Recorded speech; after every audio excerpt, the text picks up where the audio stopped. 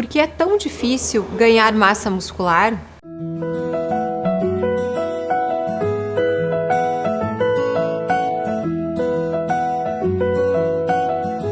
Uma queixa muito comum no consultório é sobre a dificuldade no ganho de massa muscular, principalmente entre o sexo feminino. Então hoje eu vou falar sobre estratégias simples que podem otimizar esses resultados. É preciso estímulos anabólicos e esse estímulo anabólico ele é totalmente dependente da atividade física, como testosterona, fatores de crescimento. O estímulo inicial, primário, é no exercício físico.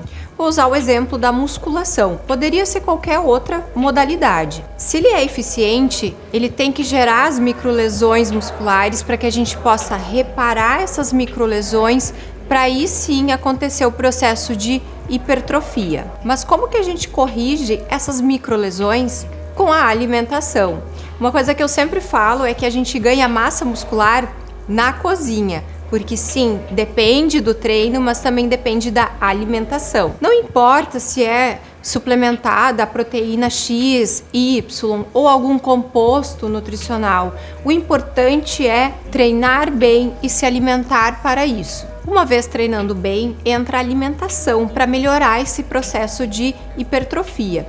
O exercício físico é o estímulo primário para a produção hormonal, como testosterona, fatores de crescimento. Então, ele é de suma importância para que a gente tenha os resultados no processo de ganho de massa muscular. Na alimentação, nós podemos usar estratégias para melhorar a síntese proteica. Com isso, melhora a questão de hipertrofia. Também existem alguns polimorfismos genéticos que dificultam o ganho de massa magra.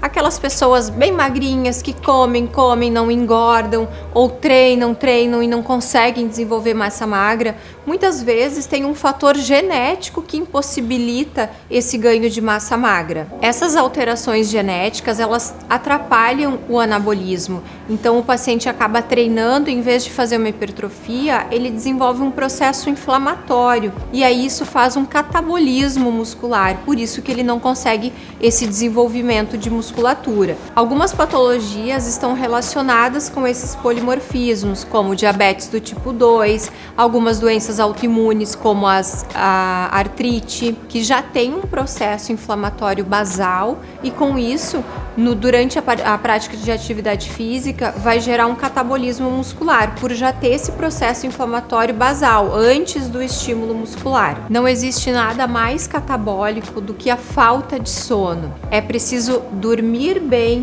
para que ganhe massa magra. Quando eu falo em catabolismo, eu quero relacionar que o músculo é usado para fins energéticos. Então a gente não consegue desenvolver e acaba perdendo.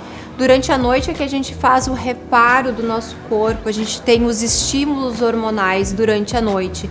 Então se a gente não dorme bem, ou poucas horas de sono, ou um sono de má qualidade, a gente acaba não conseguindo fazer essa reparação durante a noite. Uma dúvida muito frequente também é sobre a necessidade de ingerir a proteína imediatamente após o treino. Não precisa. Hoje a gente sabe que isso não é necessário.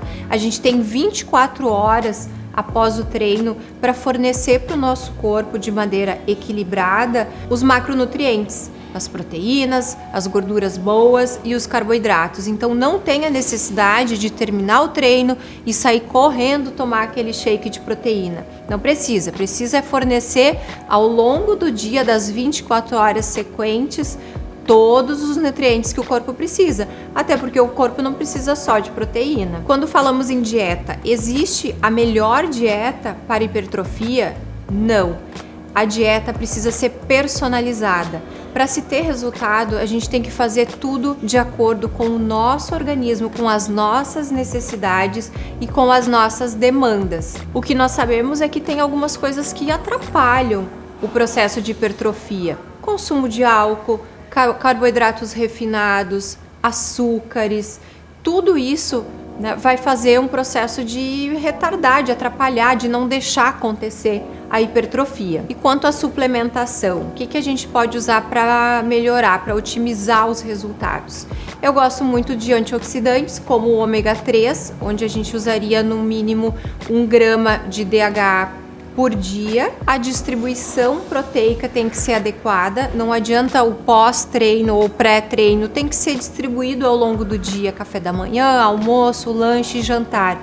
O aporte proteico e nutricional em geral, ele tem que ser equilibrado ao longo do dia. Quando a gente fala em proteína, então a gente tem os ovos, as carnes, para quem é vegano, quinoa, grão de bico, lentilha, amaranto, são opções de proteínas vegetais.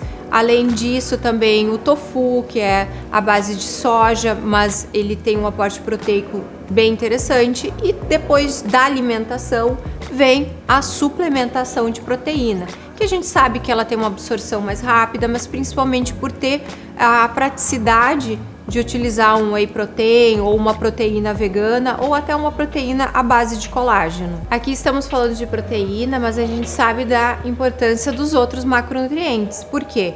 Proteína em excesso vai ocasionar um desequilíbrio do teu bioma, vai te dar sintomas gastrointestinais como gases, distensão. Então, sempre tem que ter um equilíbrio de todos os nutrientes. E a dieta cetogênica? Ela vai fazer com que eu ganhe massa muscular?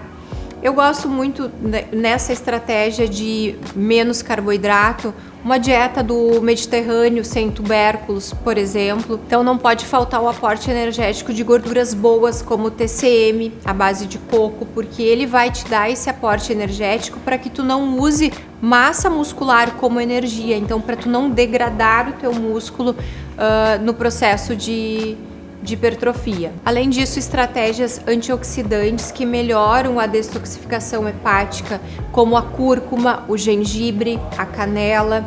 Além disso, suplementos como glutamina, que faz uma modulação intestinal, a creatina. E aí vem uma dúvida que muitos questionam sobre: não vai dar problema renal usando creatina? Essa suplementação que a gente faz para melhora de hipertrofia, ela é de 3 a 5 gramas, ela é muito baixa, então não tem esse problema de lesão renal, ela pode ser usada com segurança. E o carboidrato, ele é importante? Sim, a gente tem que só cuidar com os carboidratos de alto índice glicêmico. Então a gente tem que optar por uma carga glicêmica menor, como uma batata doce, um inhame. Então essas são opções de carboidrato que vão auxiliar no processo de hipertrofia sem elevar o índice glicêmico. O anabolismo, então, ele é muito individual. Eu, por exemplo, tenho os polimorfismos, então eu tenho dificuldade para ganhar massa magra. E muitos de vocês também podem ter, e isso justifica algumas dificuldades que vocês passam no processo de hipertrofia. Quando nós equilibramos os pilares de uma vida saudável, a gente consegue ter uma evolução de saúde, de hipertrofia, de emagrecimento, quando a gente faz a avaliação do corpo como um todo e principalmente quando a gente respeita os nossos limites. Em resumo, o maior segredo é comida de verdade e treino de qualidade. Eu sou a doutora Cláudia Flá e eu quero saber de você. Tem alguma dificuldade para ganhar massa magra? Me conta aqui nos comentários que a gente se fala no próximo vídeo.